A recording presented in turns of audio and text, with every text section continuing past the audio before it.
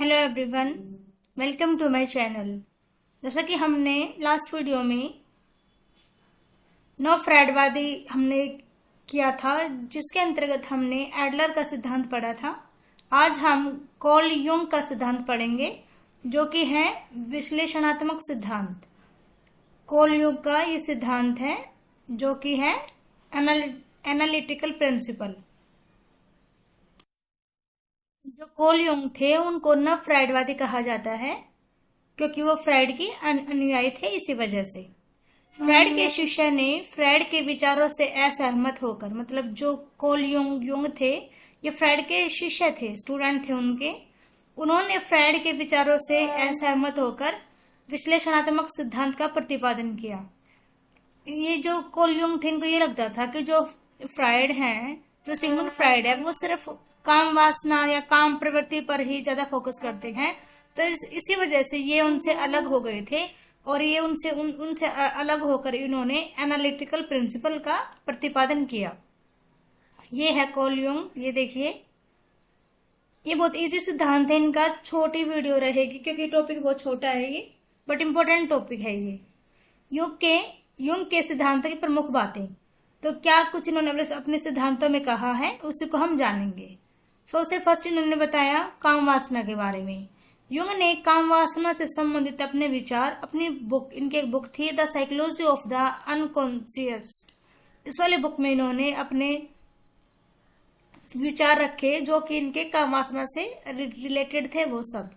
Jung के अनुसार बालक का व्यवहार न तो फ्रायड के लिबिडो से नियंत्रित होता है और न ही एडलर की रचनात्मक शक्ति से। अभी उन्होंने क्या कहा कि जो फ्रायड कहते हैं कि जो मनुष्य का या बालक का जो व्यवहार होता है वो लिबिडो से कंट्रोल होता है, और एडलर ने क्या कहा था कि जो बालक का व्यवहार है वो क्रिएटिविटी जो पावर होती है उससे वो नियंत्रित होता है। तो युंग ने इस बात को नहीं माना। युंग ने कहा कि प्रत्येक व्यक्ति में अप्रथिकृत जीवन शक्ति होती है, जिसको हम अनडिफरेंशिएटेड लाइफ एनर्जी बोलते हैं, ये होती है, और यही शक्ति जो होती है वो हमारे व्यवहार को प्रभावित करती है। इसके अलावा इन्होंने यहाँ पे एक वर्ड सामूहिक चेतना के बारे में बताया अपने सिद्धांत में। युंग ने जो इस सामूहिक चेतना है, इसके अंदर क्या बताया कि एक अचेतन मन जो हमने पढ़ा था, अनकॉन्शियस जो हमारा मन होता है उसके बारे में, उसको इन्होंने दो भागों में बांट दिया। फर्स्ट था यहाँ पे व्यक्तिगत अचेतन, जिसके अंत मतलब पर्सनल अचेतन मन। यहाँ पे इसके अंतर्गत व्यक्तिगत इच्छाएं, जो भी हमारी पर्सनल जो नीड्स होती हैं, जो भी हमारी डिजायर्स होती है, जो हमारी इच्छाएं होती हैं, स्मृतियां, जो भी हमारी मेमोरीज, जो भी कुछ होता है वो सारा इसमें इंक्लूड हो जाता है व्यक्तिगत अचेतन में। और सेकंड इन्होंने बताया था सामूहिक अचेतन, मतलब इसके अंतर्गत जो भी हमारी मतलब हेरिडिटरी जो हमारी नीड्स है, जो हमको मोटिवेशन मिला है, जो भी हमारी मेमोरीज है, वो सब कुछ इसमें आ जाएगा सामूहिक अचेतन में। और कार्ल युंग ने इस सामूहिक अचेतन को ही ज्यादा अधिक ताकतवर बताया कि मेन इंपोर्टेंट सामूहिक अचेतन मन होता है, चीजों ने बताया। इसके अलावा उन्होंने यहाँ पे दो टॉपिक और बताए हैं, जिसमें फर्स्ट है स्वप्न विश्लेषण। तो स्वप्न विश्लेषण में इन्होंने क्या बताया है कि युंग के अनुसार स्वप्न चेतन, अचेतन व अर्धचेतन, मतलब चेतन मतलब वही जब मैं किया था, और चेतन मन जो हमारे बॉडी का मतलब हमारे माइंड का 1/10 भाग होता है। अचेतन मन जो कि हमारे पूरी माइंड का 9/10 9/10 भाग होता है, और अर्धचेतन जो इन दोनों के बीच की अवस्था होती है वही अर्धचेतन होता है। इसके बारे में आपको पहले करा चुकी हूँ। और उन्होंने क्या कहा कि जो हमको सपने आते हैं, जो स्वप्न होता है, वो भूत, वर्तमान और भविष्य तीनों से ही वो रिलेटेड होते हैं हमारे सपने। ये नहीं कि हमको सिर्फ वर्तमान के सपने आएंगे या फिर भविष्य के आएंगे, मतलब तीनों टाइप के सपने हमको आ सकते हैं। तो इनके बारे में, सपनों के बारे में युंग ने ये बात कही थी। नेक्स्ट उन्होंने बताया था उपचार, कि कैसे हम मतलब उपचार करेंगे जो भी हमारी दमित इच्छाएं हैं उनके बारे में।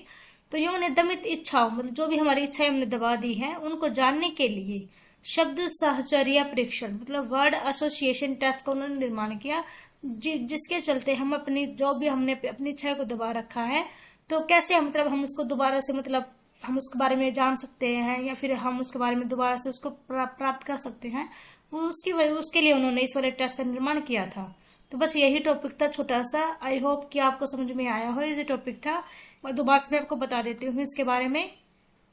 वह थोड़ा सा रिकैप कर लेते हैं। हमने किया है आज कार्ल युंग का विश्लेषणात्मक सिद्धांत, एनालिटिकल प्रिंसिपल।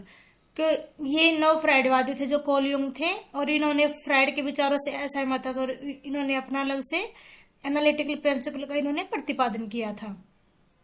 ये है कार्ल युंग। इसके अलावा इनके सिद्धांत के हमने कुछ इंपॉर्टेंट बातें जानी, जैसे फर्स्ट था काम वासना।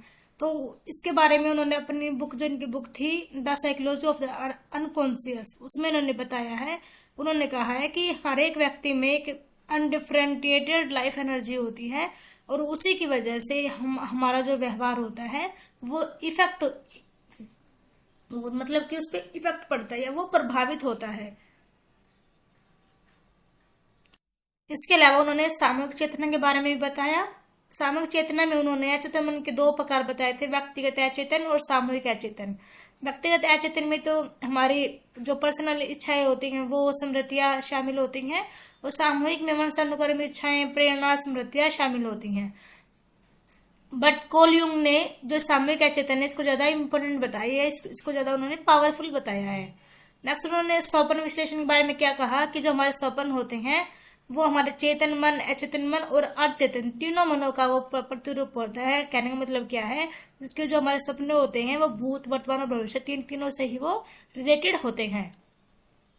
और फोर्थ बात क्या थी इनके सिद्धांत की जो इम्पोर्टेंट थी, उपचार, कि कैसे हम मतलब हम अपनी दमित इच्छाओं को कैसे हम जानेंगे। तो उसके लिए इन्होंने यहाँ पे एक टेस्ट बनाया था, वर्ड एसोसिएशन टेस्ट, और इसी के मतलब जरिए हम अपनी दमित इच्छाओं के बारे में जान सकते हैं।